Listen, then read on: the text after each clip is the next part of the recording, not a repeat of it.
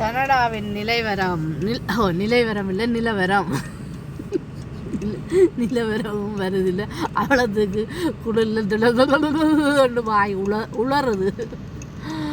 Canada நிலவரம் இப்படியாக கிடக்கிறது. 30 சென்டிமீட்டர் சினோ கொட்டி குவித்து விட்டது.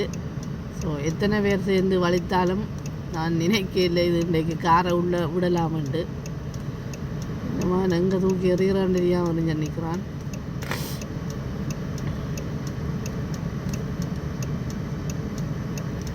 இந்த மனுஷன் நின்ற நிலையில் கதை சொல்லி அதை கையெல்லாம் தட்டி காட்டுது. என்ன நடக்குன்றது கேட்டேன்.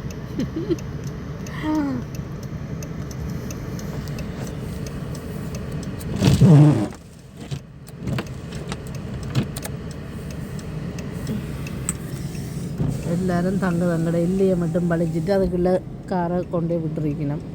முழுக்க கார் புதஞ்சு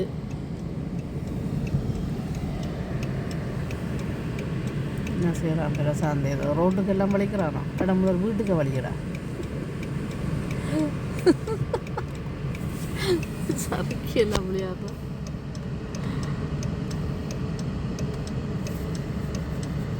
சொன்னான் வேலை சூக்கிடக்கடா எடுத்து போடுறான். டிம்பலான் சூவை போட்டு விண்டர் சூதானது பலதாக்கிட்டானே கிழிக்கிற கிளிப்புக்கு.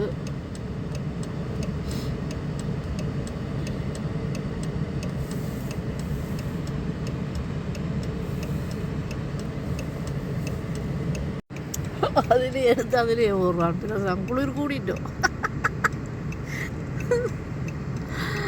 எடுத்தா பிரசா வந்து தள்ளி போடணும். திருப்பி அதை எடுத்து இங்கே ஓட போறியோ எனக்கு தெரியல.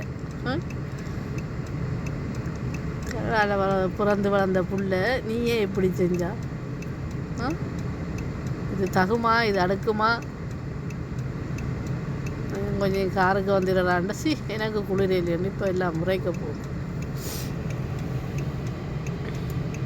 பேச்சை குறைச்சிட்டு வேலையை செய். இந்த நேரம் வாயை வந்து கதைச்சபடி தான்.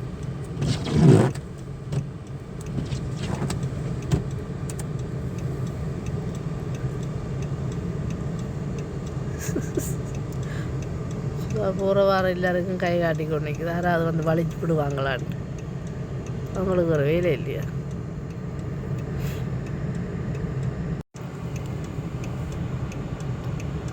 ரோட்டுக்கு அந்த நாய் ஃபாஸ்ட்டாக ஓடிட்டு களைச்சி நாக்க வெளியே விடும்.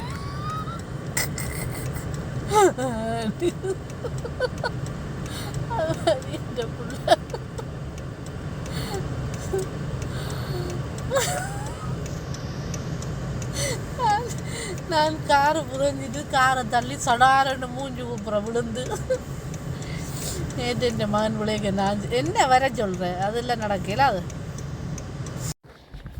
ஒரு மாதிரி வலிச்சு காரை கொண்டு வந்து பார்க் பண்ணியாச்சு.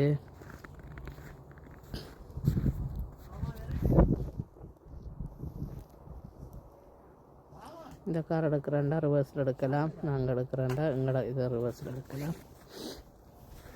ஸோ கும்பியாக கிடக்குது சினோ.